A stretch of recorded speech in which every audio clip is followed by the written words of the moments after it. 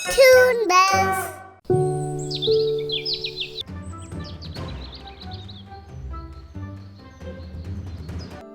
बताइए, क्या हुआ? इसको क्यों बांधा गया?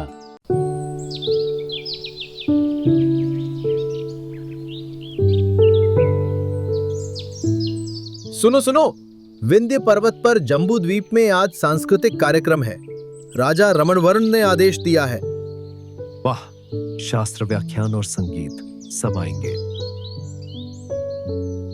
मोर, कौवा, मुर्गा, गौरैया, गिद्ध सबको बुलाया गया है।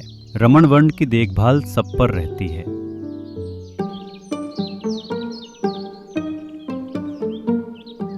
मैं तुम सबका रक्षक हूँ। तुम्हारी भलाई मेरी प्रार्थना है।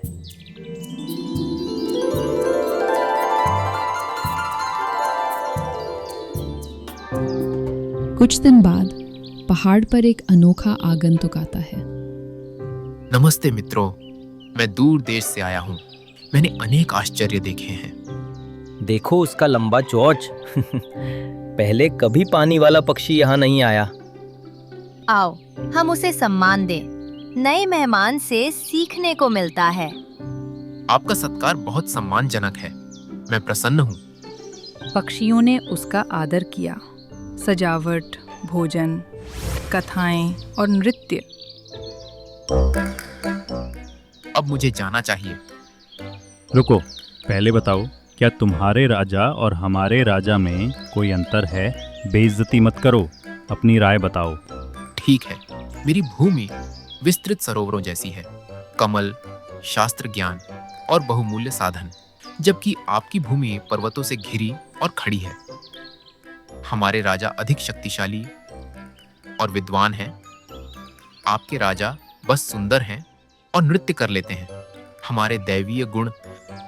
कुछ पक्षी नाराज हो उठते हैं। उसने हमारी मेहमान नवाजी का अपमान किया। उसे सबक सिखाना होगा। वो हमारे राजा और राज्य का अपमान कर रहा है। उसे सजा मिलनी चाहिए।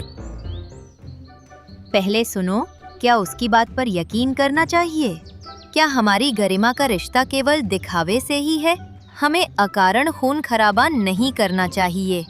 कुछ तेज तर्रार पक्षी हमला करने दौड़े, लेकिन कई ने रोक लिया। दीर्घ पल्लव को बांधकर राजा के आगे लाया गया। बताइए, क्या हुआ? इसको क्यों बांधा गया? महाराज, यह कर्पूर द्वीप से आया है। वह अपने राजा हिरण्यगर्भ की महिमा गा रहा था और हमारे राज्य की निंदा कर रहा था। कृपया बताइए, क्या दंड दिया जाए? महाराज, एक शूरवीर राजा को युद्ध की लालसा हो सकती है, पर बुद्धि उसी की होती है जो पहले कूटनीति आजमाए। दूत भेजकर पूछिए, क्या वे कर देंगे, मित्रता करेंगे या युद्ध चाहते हैं। यदि वे खामोश रहें, तब भी कार्रवाई समय पर होगी। मैंने केवल सत्य कहा, पर मैं किसी का अपमान नहीं करना चाहता था। सत्य बोलना हक है, पर उसे मर्यादा में कहना भी कला है। हम दूत भेजेंगे।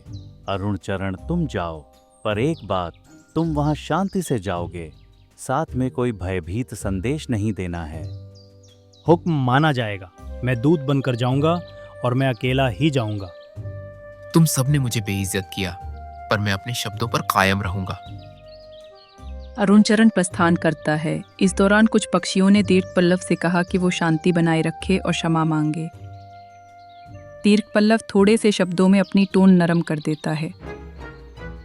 कई दिनों के बाद अरुणचरण वापस आता है। महाराज, मैंने कर्पूर द्वीप का राजा हिरण्यगर्भ से बात की। उन्होंने कहा, हम स्वतंत्र हैं, पर हम किसी आम कष्ट या निंदक से मित्रता नहीं तोड़ते।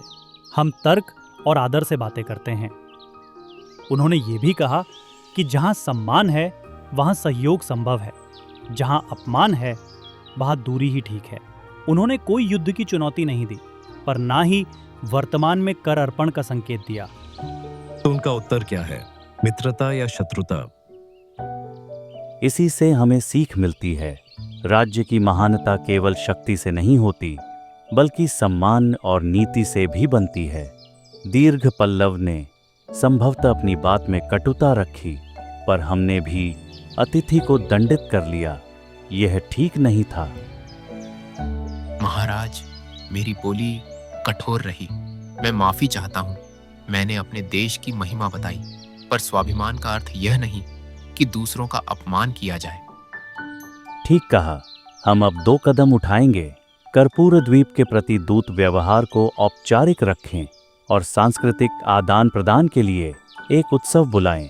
हमारे यहाँ विद्वानों को भेजकर उनके ज्ञान का आदान प्रदान कराएं। और दीर्घ पल्लव, तुम भी रहो। तुम्हारे अनुभवों से सीख लेंगे, पर मर्यादा में। बंधुता कड़ी हो सकती है, पर सरकार का काम सही संतुलन बनाना है। सभा पर्यंत शांति बनी रहती है। दीर्घ पल्लव ने माफी मांगी। रमणवर्ण ने कूटनीति का रास्ता चुना। अरुण चरण राजदूत के रूप में प्रशंसा पाया।